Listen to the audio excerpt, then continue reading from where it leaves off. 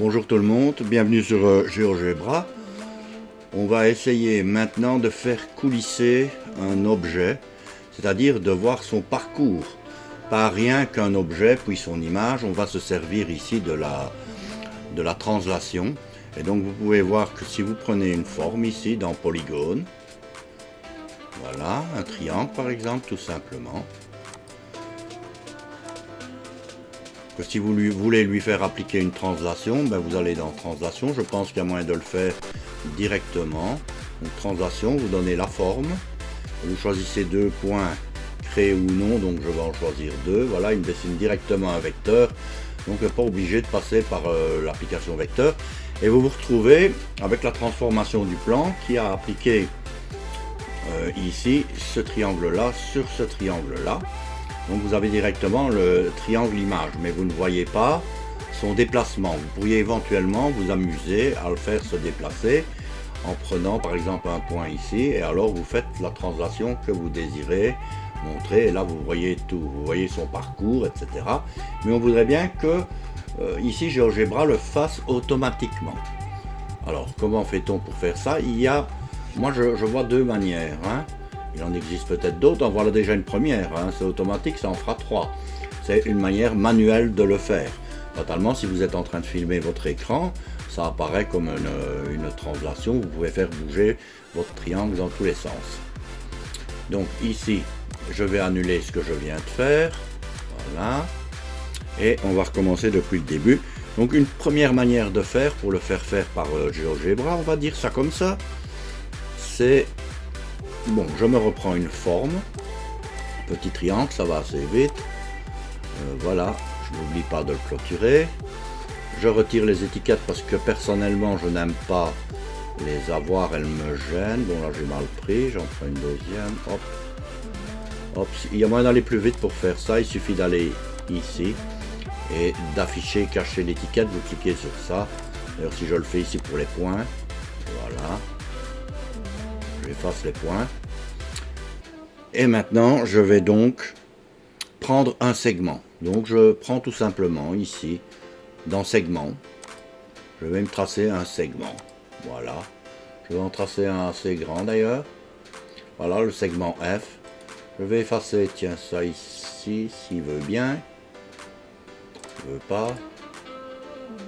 Il faut être parfois, c'est une question de se mettre vraiment bien sur la lettre. Ici, il n'y est pas mis non plus.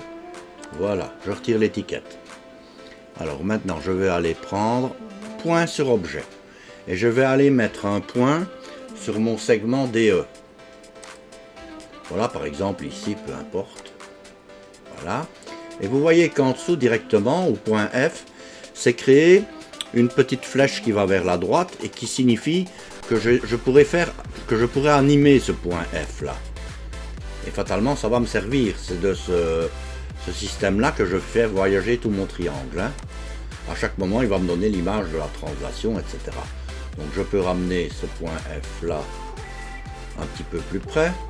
Et on va faire effectuer maintenant une translation.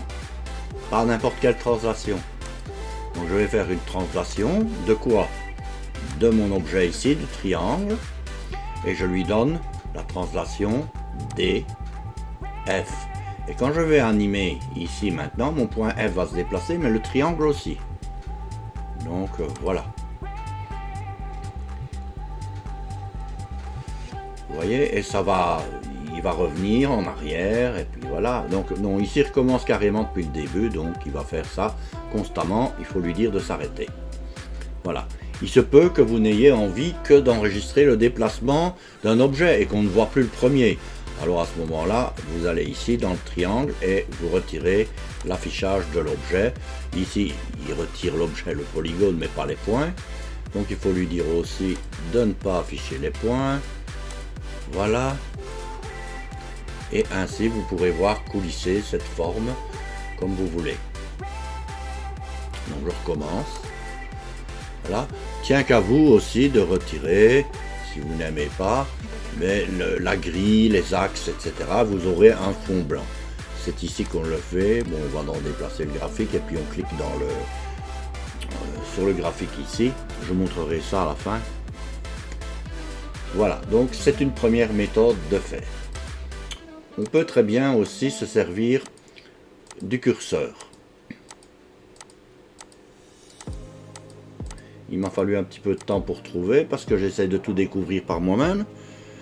Mais de fait, on peut se servir du curseur. Alors, je vais me redonner une forme. Voilà. Triangle, toujours. Je ne me complique pas. On pourrait prendre n'importe quoi. Je vais prendre une... Allez, on va changer. On va prendre une forme, un quadrilatère, comme ceci. Bon, j'ai un petit peu plus d'étiquettes à effacer.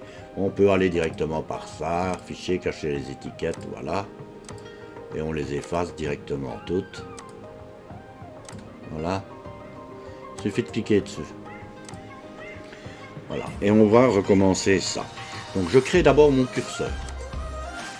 Voilà, curseur, je clique ici dans l'écran. Et il me demande, bon ici il a mis un autre curseur E égale 1, je laisse non. Et je vais mettre de 0 pour le début de mon curseur à, on va dire 15, avec un incrément de 1. Ok. Voilà, donc il a donc créé le curseur E. Et maintenant, je vais aller créer ici un segment de longueur donnée. Et quand je devrais mettre la longueur, parce que c'est ce qu'il va me demander à un moment donné, eh bien je mettrai comme longueur E. Et donc, l'animation ici qui est en dessous, je pourrais la faire démarrer et il avancera de la même façon. Donc, je dois créer un point. Hop. Il me demande la longueur, je vais mettre E. Ok. Voilà, alors comme E est égal à 1, il a donné une distance de E. Même chose que précédemment. Maintenant, on va faire la translation de vecteur EF. Quand on fera bouger E, F va bouger aussi jusqu'à 15. Et on aura donc notre translation voulue. Translation de quoi? De la forme ici. Et de quel truc? Du vecteur EF que je dessine ici. Vous voyez qu'il est déjà parti à l'image. Maintenant, si vous faites, donc c'est au-dessus ici, si vous faites avancer le curseur, voilà, notre forme se déplace. Et comme on a mis un incrément de 1, vous voyez toutes ces saccades, c'est chaque fois qu'il passe d'une unité à l'autre. Et il va aller ainsi jusqu'à 15, puisque j'ai mis 15. Et puis là, il revient en arrière. Parce qu'il est sans doute dans la version alternée ici pour le curseur. Donc il va aller de manière croissante, de 0 à 15, et puis il revient de 15 à 0. Voilà, et vous avez un flottement. Maintenant, vous pouvez estimer que c'est pas très beau. D'accord? Et donc, vous pouvez ici changer dans Propriétés, ici dans le curseur, vous pouvez changer l'incrémentation. Et donc, si vous mettez une incrémentation, je pense que c'est le point ici qu'il faut marquer, 0.1. Voilà. Donc on va aller voir tout ça, mon curseur est au-dessus. Donc ici continue de 1 en 1, je ne sais pas pourquoi. Ah, il a créé un point G ici, je ne sais pas pourquoi non plus. Je vais l'effacer. Voilà. Donc si je vais sur curseur ici, et que je vais dans propriétés directement, bon, là, vous voyez l'incrémentation ne s'est pas passée, je me demande s'il ne faut pas que je fasse Enter. Voilà. Et si je refais ici, donc voilà. Ici c'est déjà beaucoup mieux, hein. Vous voyez, et on voit très bien que l'incrémentation est passée à 0,1. Si vous voulez encore que ce soit moins saccadé, parce qu'on voit quand même bien qu'il n'avance pas très vite, vous pouvez augmenter la vitesse aussi. Alors à ce moment-là, vous ne verrez plus, hein. Donc l'augmentation de vitesse est ici. x2 ici. Donc ici. x3,5. Voilà. Et là, vous avez un joli coulissement. Si vous voulez que ce soit encore plus précis, on va arrêter. Voilà, vous retournez dans le curseur, propriété, et vous mettez 0,01. Alors, cette fois-ci, vous allez avoir un très joli coulissement. Voilà, donc je vais faire Enter, qu'il faut apparemment faire. Et je vais recommencer. Et ici, voilà, on ne voit plus de saccade du tout, hein. Et donc évidemment on peut toujours effacer ici la forme, ne plus afficher l'objet, les points, etc.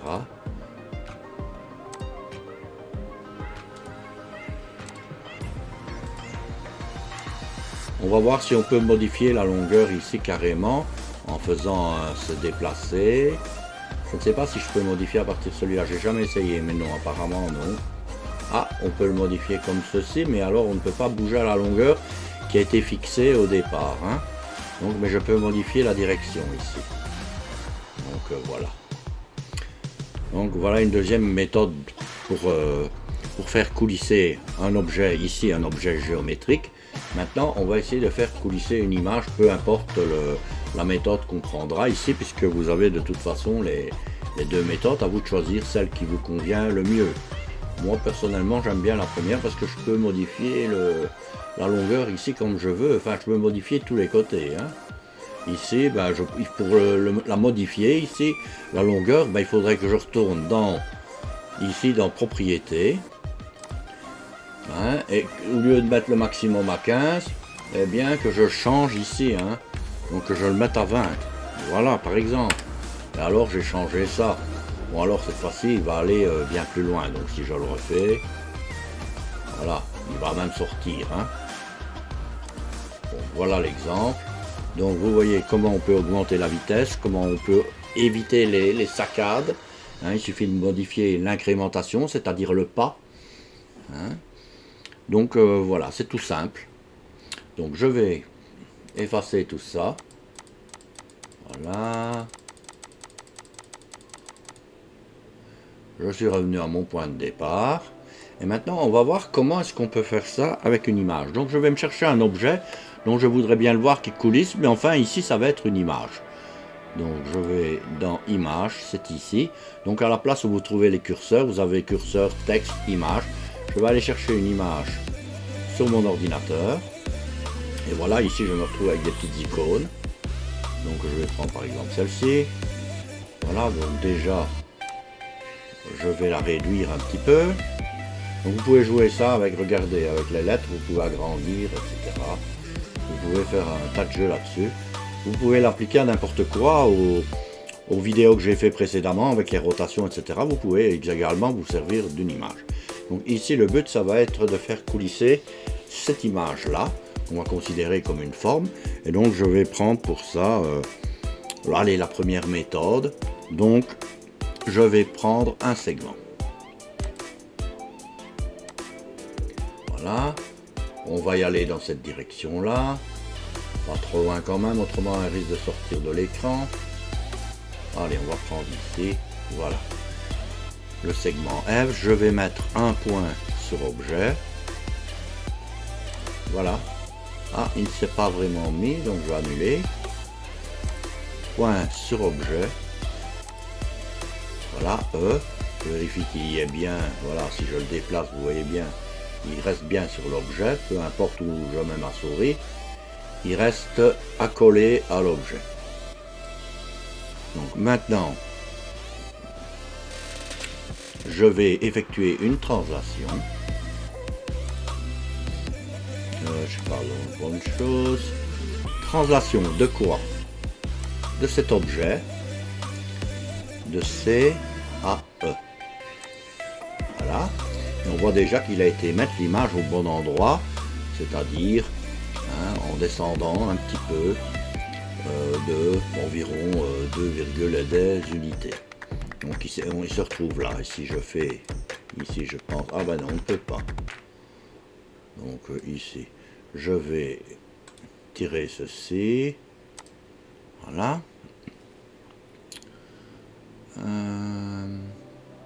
Oui. Donc si je veux créer de l'animation ici, voilà. Il me suffit d'aller appuyer sur la petite flèche ici à gauche. Et voilà, j'ai mon image ici qui se balade aussi. Évidemment, si vous voulez faire coulisser qu'un seul objet et que vous ne voulez plus voir le premier, vous pouvez très bien aller ici, effacer l'objet. Voilà, non, en fait ici, il faut revenir en arrière quand vous faites une erreur, parce que ce n'est pas... Là, vous retirez l'objet, et donc tout ce qui a été fait à partir de cet objet. Et c'est pour ça que tout disparaît. Donc ici, si je veux celui-là, il faut que je le cache, mais ici, je ne l'ai pas. Donc dans Images, afficher l'objet, ici vous marquez non. Et même chose pour les points. Voilà, vous ne voulez pas le voir. Mais il est toujours là en fait. Hein. C'est pour ça. Et maintenant, si vous faites ceci, voilà, vous avez un joli coulissement de du petit émoticône. Voilà. Alors, pour faire un petit peu plus joli, si vous vouliez filmer ou quoi votre déplacement, mais vous pouvez retirer ici. Donc, je vais là, retirer les axes, retirer la grille, pas de grille. Voilà. Voilà qui est fait. Et puis, vous amusez à faire glisser ça, comme on l'a vu. Vous pouvez bien entendu modifier la vitesse. Ici, avec ce système-là, il n'y a pas de problème de saccade. Hein, il y a sûrement une incrémentation par défaut, mais bon, ici en tout cas, on ne la voit pas vraiment. C'est pas le déplacement le plus joli que j'ai vu. Voilà, vous pouvez faire ça avec n'importe quelle forme. Hein. Prenez en général des images qui sont ce qu'on appelle des PNG transparents. Hein, autrement, vous risquez d'avoir un fond qui suit l'image. Ça fait quand même pas trop beau. Ce que vous avez envie, c'est de voir l'image elle-même qui translate. Si vous voyez le fond de l'image avec qui translate, ben c'est déjà plus le même effet, à moins que c'est ce que vous désiriez faire. Enfin voilà, si ça vous a plu, vous savez ce qu'il vous reste à faire, abonnez-vous, mettez des petits pouces vers le haut, voilà, et un petit commentaire qui peut toujours aider à s'améliorer, ça c'est, voilà, c'est toujours important. Voilà, une bonne journée à tous, au revoir.